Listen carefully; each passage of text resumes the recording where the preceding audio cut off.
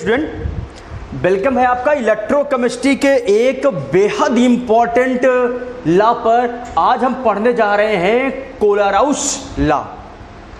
थोड़ा नाम इंटरेस्टिंग है। हम पढ़ने जा रहे हैं कोलराउस लॉ। नाम भी इंटरेस्टिंग है, स्पेलिंग लिखना भी इंटरेस्टिंग है, ठीक है, लेकिन वो हमारे लिए कोई वैल्यूएबल टर्म नहीं है।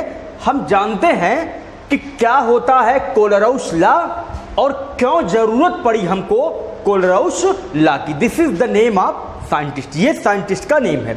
आइए चलिए थोड़ा पुरानी बात पे डिस्कस करते हैं।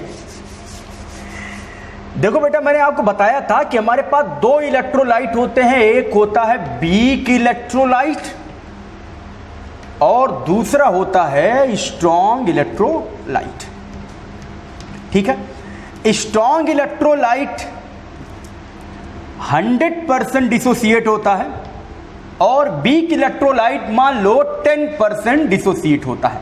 90% पार्ट इसका नहीं टूटता है, केवल 10% टूटता है। और स्ट्रॉन्ग इलेक्ट्रोलाइट का 100% पार्ट क्या होता है, ब्रेक हो जाता है, ठीक है। अच्छा देखिए, इसको पढ़ने से पहले हमको एक टर्म जानना है।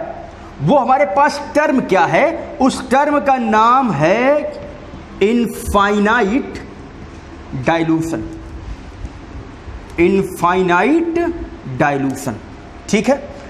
और अगर हम लिख दें मोलर कंडक्टेंस, आप जानते हैं कि मोलर कंडक्टेंस को हम कैप एम से रिप्रेजेंट करते हैं। किससे? कैप एम से। मोलर कंडक्टेंस को कैप एम से रिप्रेजेंट किया जाता है। कुछ लोग यहां पर सी लगा देते हैं, ठीक है, ध्यान दीजिए। कैप एम और सी का मतलब हो गया कंसंट्रेशन रिप्रेजेंट कर रहा है। तो this is known as the molar conductance. इसको मोलर कंडक्टेंस बोलते हैं। यहां सी माने कंसंट्रेशन भी लग सकता है, ठीक है, ध्यान दीजिए। कुछ बुक में इसको कैप को लैमिडा की तरह रिप्रेजेंट करके लैमिडा एम, यहां पर सी भी लिखते हैं। इसमें आपको कंफ्यूज होने की जरूरत नहीं है। ये लिखो या ये लिखो, दोनों करेक्ट है, आप कुछ भी लिख सकते हैं, ठीक है।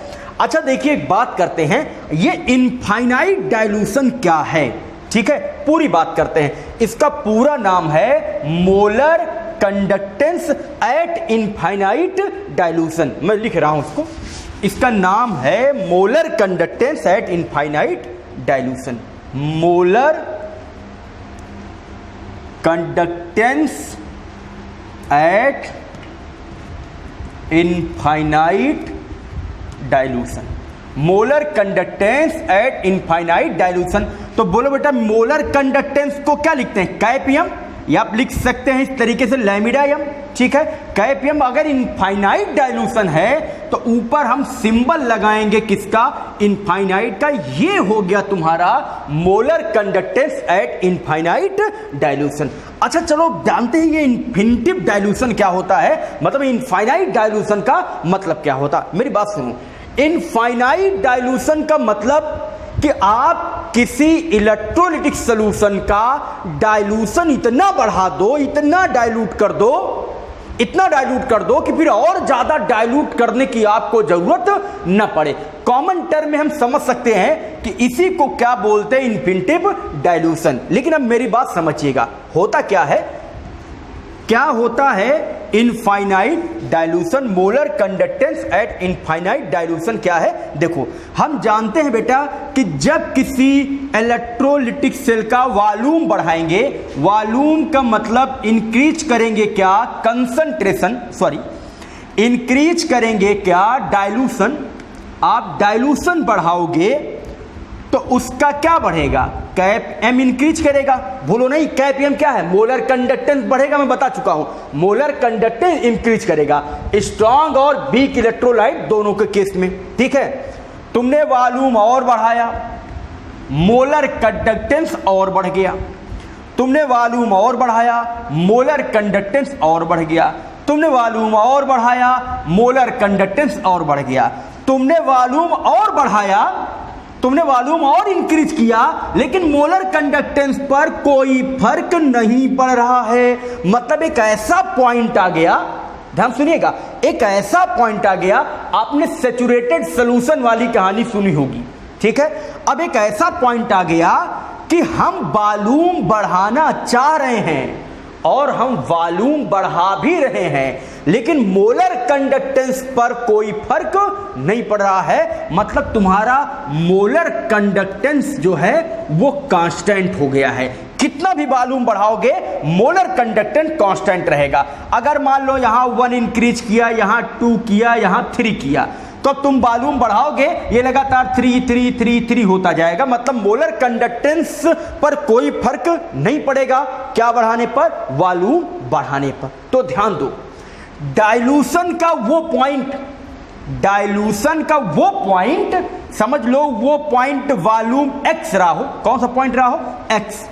ऐसा पॉइंट जिस पर डाइल्यूशन बढ़ाने पर मोलर कंडक्टेंस में बढ़ोतरी न हो। मतलब तुम डाइल्यूशन तो बढ़ाओगे लेकिन मोलर कंडक्टेंस अब नहीं बढ़ेगा, कांस्टेंट होता जाएगा। वही है क्या? Molar conductance at infinitive dilution, at infinite dilution. कहने का मतलब अब वॉल्यूम, अब आपने डाइल्यूशन इनफाइनाइट कर दिया, इतना डाइल्यूशन हो चुका है, इतना डाइल्यूशन हो चुका है कि आपका इलेक्ट्रोलाइट उसमें सैचुरेटेड हो गया है। अब उससे ज्यादा कैप एम की वैल्यू इंक्रीज करने का कोई चांस नहीं है। तो सुनो, इंटरेस्टिंग चीज है, दैट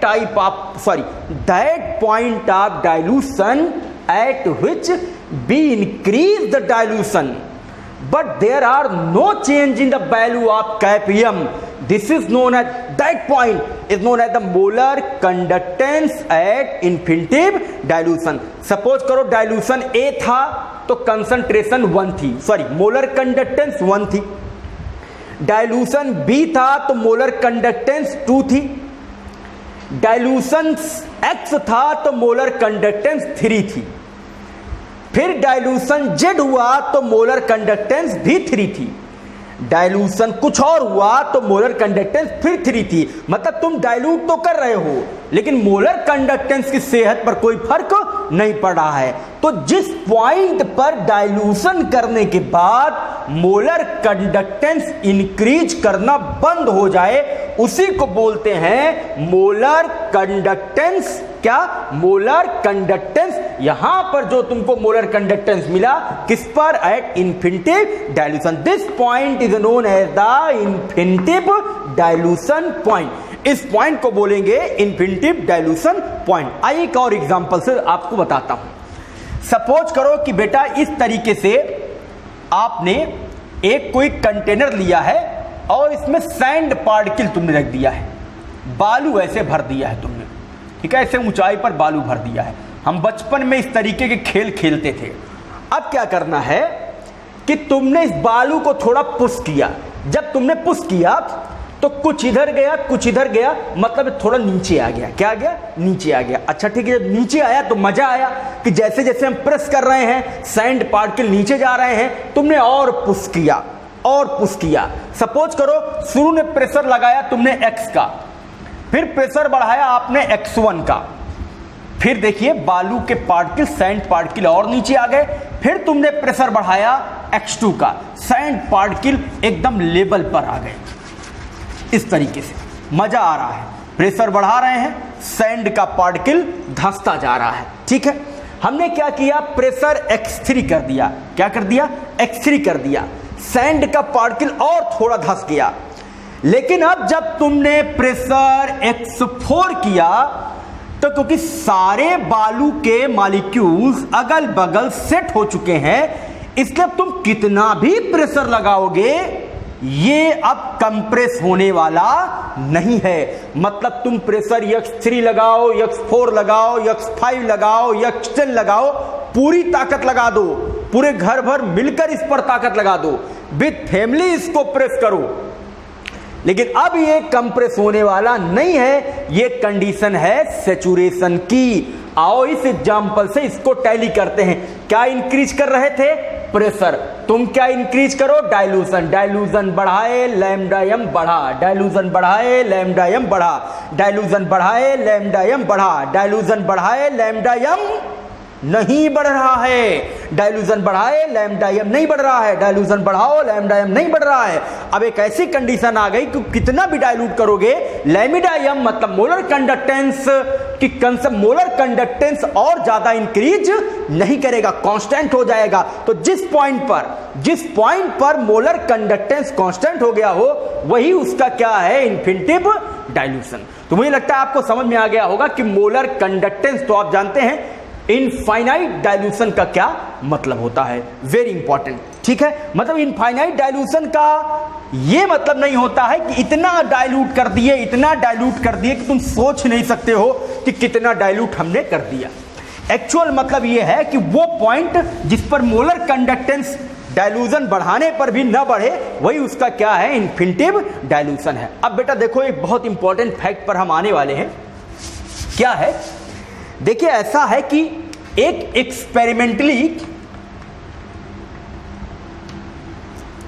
एक्सपेरिमेंटल फैक्ट से यह देखा गया कि अगर हमारे पास कोई स्ट्रॉन्ग इलेक्ट्रोलाइट है, ठीक है, तो उसका हम कैलकुलेट कर सकते हैं molar conductance at infinite dilution, और इसी को बोलते हैं zero concentration. Molar conductance at infinite dilution या molar conductance at zero concentration. सोचो, ठीक है, दिमाग लगाओ, ठीक है, दिमाग लगाइए, कंफ्यूज ना हो। बोलो बेटा, अगर किसी की कंसंट्रेशन कम करेंगे तो डाइल्यूशन क्या होगा, बढ़ेगा। क्या किसी का डाइल्यूशन इन्फिनिटिव से भी ज्यादा हो सकता है, इनफाइनाइट से भी ज्यादा किसी का डाइल्यूशन हो? नहीं, इसका मतलब डाइल्यूशन बहुत बढ़ गया। अगर डाइल्यूशन बढ़ गया तो कंसंट्रेशन क्या है, जीरो हो गई। वेरी इंपॉर्टेंट, एक ही बात हुई, चाहे कंसंट्रेशन जीरो हो या डाइल्यूशन इन्फिनिटिव हो। तो अगर तुम्हारा डाइल्यूशन इनफाइनाइट होगा तो कंसंट्रेशन क्या होगा, जीरो हो जाएगा। आइए देखते हैं इसके लिए ग्राफ से एक्सपेरिमेंटली प्रूव क्या किया गया। देखिए ग्राफ बना इस तरीके से, ध्यान दीजिएगा बेटा, ये है तुम्हारा y एक्सिस, ये है तुम्हारा x एक्सिस, ठीक है। अब ग्राफ किसके बीच बन रहा है, ग्राफ बन रहा है कंसंट्रेशन। जो कंसंट्रेशन था उसको एक्सपेरिमेंटली रूट सी माना गया। क्या माना गया, रूट सी। ये एक्सपेरिमेंटल चीज मैं बता रहा हूं, हम एक्सपेरिमेंट कर नहीं सकते हैं, रूट सी माना गया।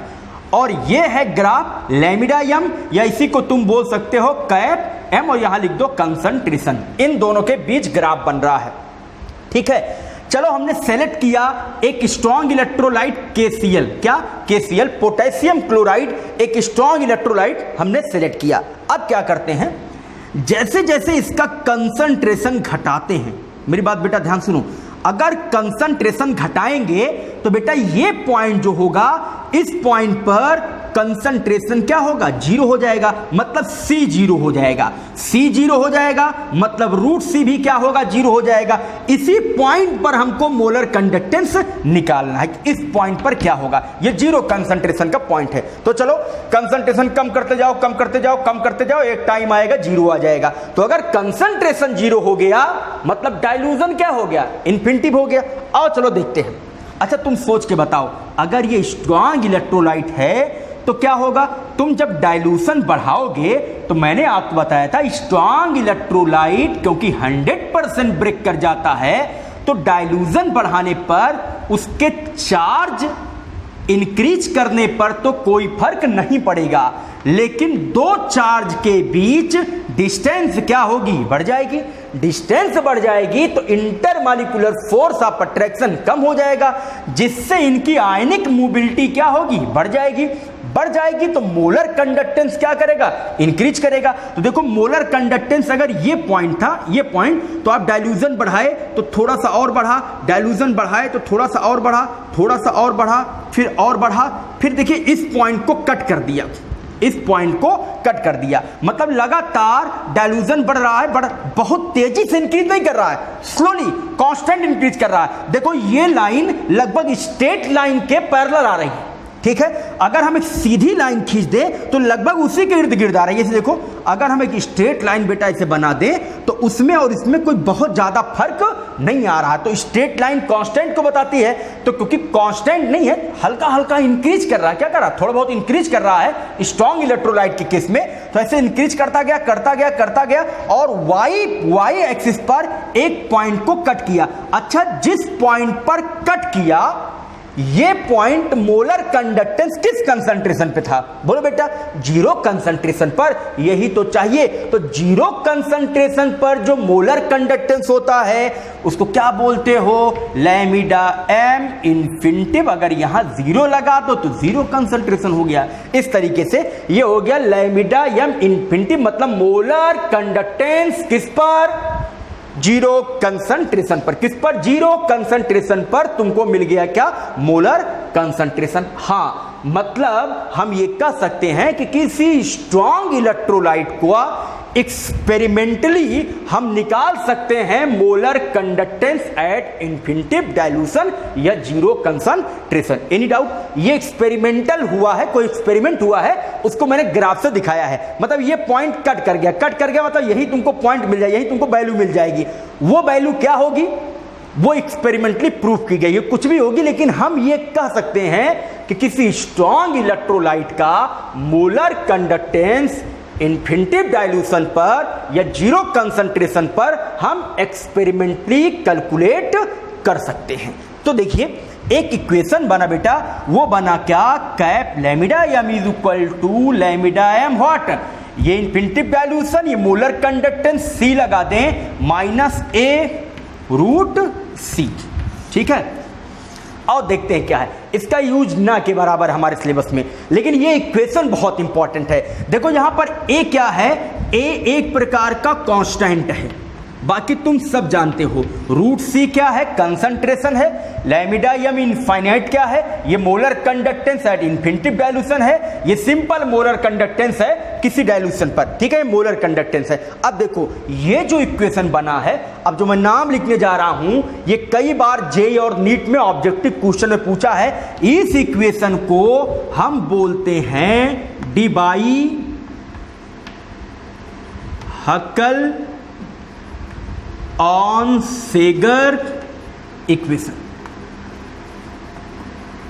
ठीक है, this is known as Debye Huckel Onsager equation. इस इक्वेशन की हेल्प से we calculate the molar conductance at infinitive dilution of a strong electrolyte. तो Debye Huckel Onsager equation से हम मोलर कंडक्टेंस स्ट्रॉन्ग इलेक्ट्रोलाइट का calculate कर सकते हैं। किस पर?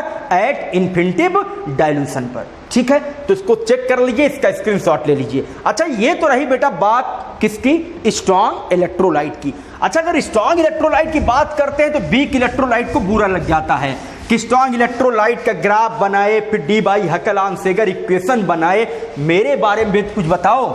ठीक है, तो आइए चलिए इनके बारे में भी कुछ डिस्कस कर लेते हैं, क्या कहानी है।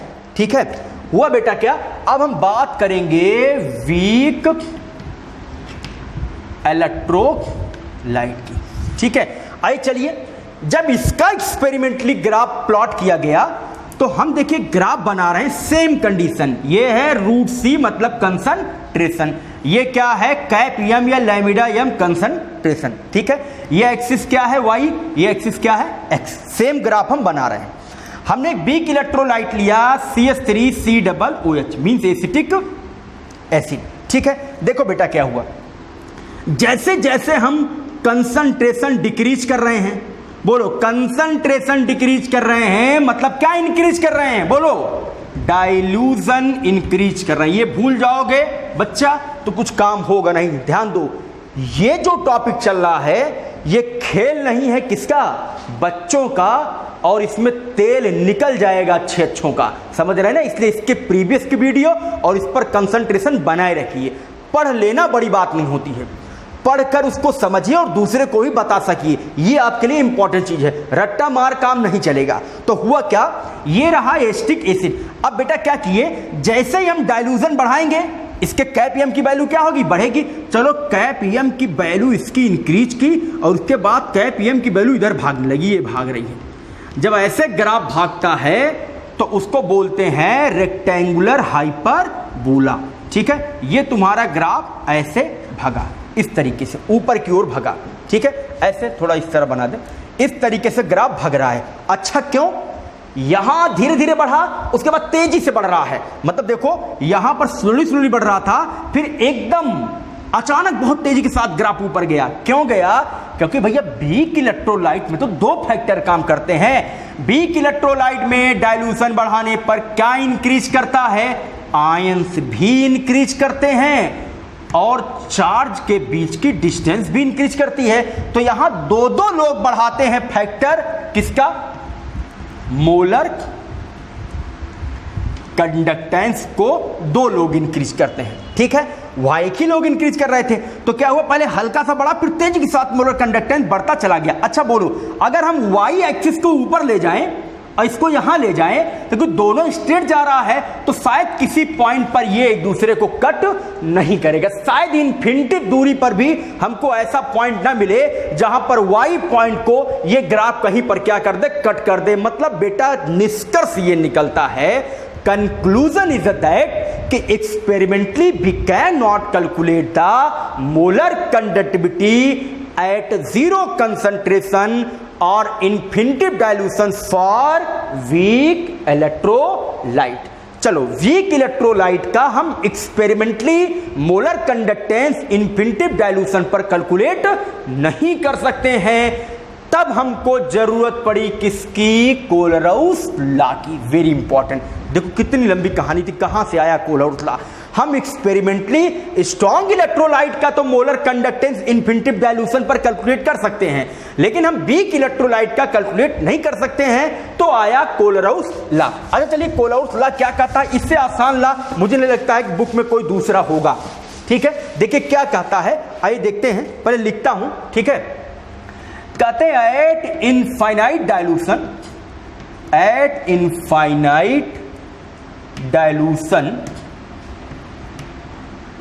The molar conductance of any weak electrolyte is depends upon concentration of cation and anion। ठीक है, कहते क्या, at infinitive dilution the molar conductance of weak electrolyte is dependent on concentration of cation and anion present in electrolytic solution. कहां होता है, electrolytic solution में present होता है। ठीक है, देखिए रट्टा मारने की जरूरत नहीं है, मैं आपको बताता हूं मतलब क्या है। सबसे पहले एक गूढ़ चीज और समझ लीजिए, एक इंपॉर्टेंट पॉइंट और समझ लीजिए। देखिए ऐसा नहीं है कि कोलराउस लॉ केवल वीक इलेक्ट्रोलाइट पर ही काम करता है। कोलराउस लॉ स्ट्रॉन्ग इलेक्ट्रोलाइट के लिए भी काम करता है, लेकिन ये स्पेशली किसके लिए बना है, वीक इलेक्ट्रोलाइट के लिए। स्ट्रॉन्ग में भी काम करता है लेकिन स्पेशली वीक इलेक्ट्रोलाइट के लिए ही बना है। ठीक है, अच्छा क्या है देखिए, सपोज करो बेटा कि हमारे पास एक कंटेनर में एस्टिक एसिड है, मतलब एक वीक इलेक्ट्रोलाइट है। ये ब्रेक करता है किसमें, CH3COO minus and what H plus. ये है केटायन, ये है तुम्हारा एनायन। अच्छा चलिए देखिए, अगर कोई तुमसे पूछे किस एसिटिक एसिड का मोलर कंडक्टेंस मतलब कैपीएम, सॉरी पाई बन जाता मुझसे बार बार, कैप एम, इस एसिटिक एसिड का वीक इलेक्ट्रोलाइट का मोलर कंडक्टेंस किन पर डिपेंड करता है। तुम्हारी बात ध्यान दो, बोलो इस सॉल्यूशन में है कौन, अरे कौन है इस सॉल्यूशन में, एक केटायन एक एनायन। तो जाहिर सी बात है कि इसकी कंडक्टिविटी को इंक्रीज करने में, इसकी कंडक्टिविटी को इंक्रीज या डिक्रीज कुछ भी करने में किसका कंट्रीब्यूशन है, किसका योगदान है, यस केटायन और एनायन का, सॉरी केटायन और एनायन का। यही तो है क्या, कोलराउस लॉ। तो कोलराउस का लॉ कहता है for molar conductivity of any weak electrolytic solution, किसी वीक इलेक्ट्रोलिटिक सोल्यूशन की मोलर कंडक्टिविटी के लिए उसके केटायन और एनायन दोनों का कंट्रीब्यूशन होता है। मतलब जो इसकी मोलर कंडक्टिविटी आएगी उसमें योगदान किसका होगा, केटायन का और एनायन का। कुछ बुक तो लिखती हैं the molar conductivity of any weak electrolyte the sum of molar concentration of cation and anion, cation और एनायन के मोलर कंसंट्रेशन के क्या होती बराबर, कब, एट इन्फिनिटिव डाइल्यूशन। सारा काम इन्फिनिटिव डाइल्यूशन पे हो रहा है। तो आइए क्या लिखते हैं कैप एम, ठीक है, इन्फिनिटिव डाइल्यूशन पर किसका, CH3COOH एसिटिक एसिड या लैम्डा इज इक्वल टू क्या होगा, lambda M infinitive H plus, और यहां लगा दिया प्लस हमने लैम्डा एम CH3COO माइनस, ठीक है। वेरी इंपॉर्टेंट, कहने का मतलब इसका मोलर कंडक्टेंस इन्फिनिटिव डाइल्यूशन पर डिपेंड करता है मोलर कंडक्टेंस आप किसके, केटायन, और मोलर कंडक्टेंस आप एनायन के सम पर। इन दोनों का जो सम होगा वही इसकी मोलर कंडक्टिविटी को डिफाइन करेगा। मतलब किसी भी वीक इलेक्ट्रोलाइट की मोलर कंडक्टिविटी को डिफाइन करने के लिए, मोलर कंडक्टिविटी को डिस्क्राइब करने के लिए उसमें प्रेजेंट केटायन और एनायन ही हेल्प करते हैं, योगदान करते हैं, कंट्रीब्यूट करते हैं। बिना उसके आप कैप एम को क्लासिफाई नहीं कर सकते एट इन्फिनिटिव डाइल्यूशन। यही है आपका क्या, कोलराउस लॉ, ठीक है। आइए इस पर हम एक दो न्यूमेरिकल सॉल्व करेंगे। तो कोलराउस लॉ पर न्यूमेरिकल क्या, रागित भेज दीजिए, ठीक है। एक दो न्यूमेरिकल सॉल्व करेंगे तो आपको समझ में आएगा कि कोलराउस लॉ हम कैसे लगाएंगे। और कोलराउस लॉ पर एक क्वेश्चन हम लगाते हैं, क्या है, at infinitive dilution the molar concentration of sodium acetate HCl NaCl is 91, 426.16 and इतना, ठीक है। ये यूनिट है respectively. Calculate lambda M for acetic acid. आपको CH3COOH के लिए लैम्डा एम कैलकुलेट करना। देखिए दो इंपॉर्टेंट फैक्टर हैं। पहला बेटा क्या है कि इस पूरे क्वेश्चन में तुमको कहीं CH3COOH नहीं दिया गया है। अगर नहीं दिया गया है तो मतलब तुमको ये लाना पड़ेगा। ऐसा इक्वेशन बनाओ कि जहां से तुमको एसिटिक एसिड मिल जाए। घबराओ नहीं। अक्सर क्या करो, अगर 3 दिया गया हो तो अगल बगल के 2 लोगों का इक्वेशन बना लो। अभी देखो काम हो जाएगा। क्या किए, CH3COONA को आपने HCl से जैसे ही रिएक्शन कराया, आप जानते हैं Na का प्लस Cl के माइनस से मिल जाएगा और ये प्लस इधर चला आएगा, ये इधर चला जाएगा, मतलब बन जाएगा वही acetic acid CH3COOH and what NaCl। तुमको इसी की निकालनी है कैपियम एट इन्फिनिटिव डाइल्यूशन कैलकुलेट करना। मेरी बात सुनो, इसकी वैल्यू दी गई है, इसकी वैल्यू दी गई है, इसकी वैल्यू दी गई है। तो ये रिएक्टेंट साइड की वैल्यू हो गई, ये प्रोडक्ट साइड की वैल्यू हो गई। तुमको इसकी वैल्यू निकालनी है। सपोज करो x, तो क्या करेंगे, अगर इन दोनों की वैल्यू को ऐड करके इसकी वैल्यू से सबट्रैक्ट कर दें, इनका सम करके इससे माइनस कर दें, तो जो वैल्यू आएगी वो क्या होगी, इसकी वैल्यू आ जाएगी। तो ध्यान दो, पहले इक्वेशन बनाओगे, इन दोनों का सम करोगे और इस वैल्यू को माइनस करोगे। तो आइए देखते हैं लैम्डा एम CH3COOH के लिए क्या निकलता है। तो क्या निकलेगा इसके लिए, आप लिखेंगे कैप एम क्या हो गया, CH3COONA की वैल्यू प्लस ये कैप एम, ये लिखो या ना लिखो कोई फर्क नहीं पड़ता है, ठीक है। ये आप लिखिए क्या है, HCl माइनस इन्फिनिटिव डाइल्यूशन पर दिया गया, तो हर जगह लाओ इन्फिनिटिव डाइल्यूशन लगा लेते हैं।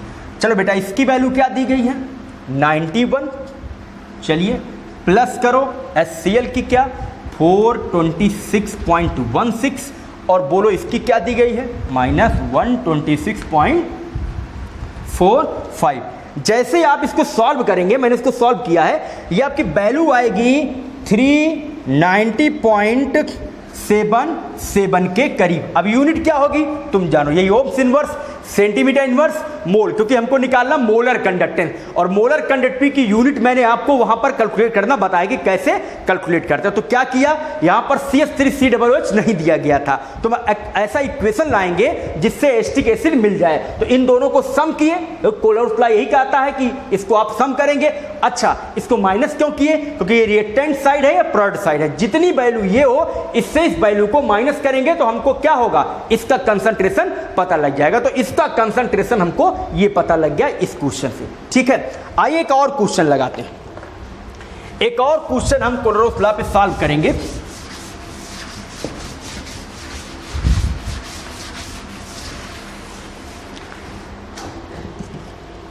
देखिए क्वेश्चन क्या है, कैलकुलेट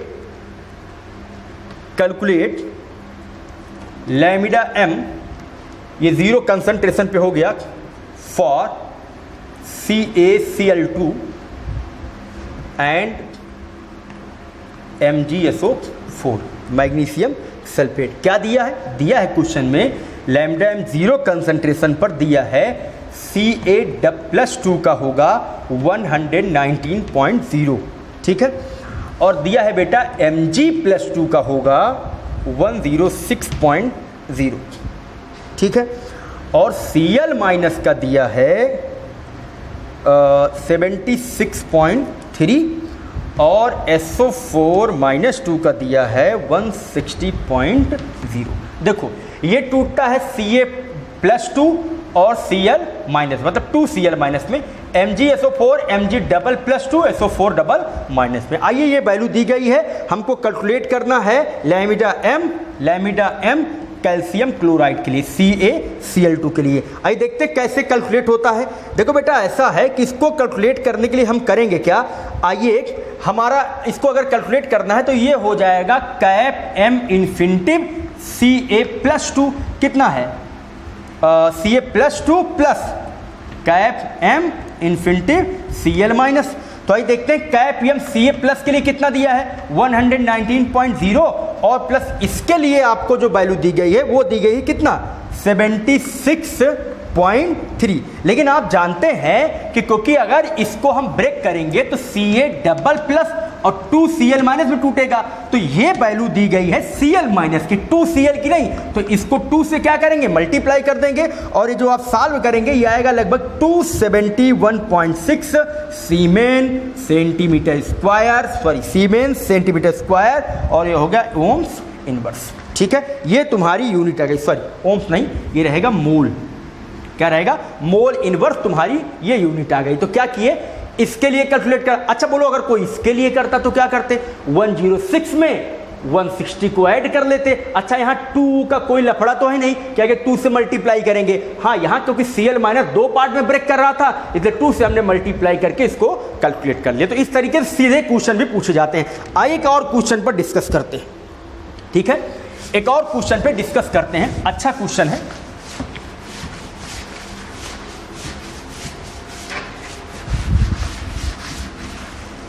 ठीक है, देखिए क्वेश्चन है कि हमको कैलकुलेट करना है मोलर कंडक्टेंस। एक दिया गया है हमको इक्वेशन है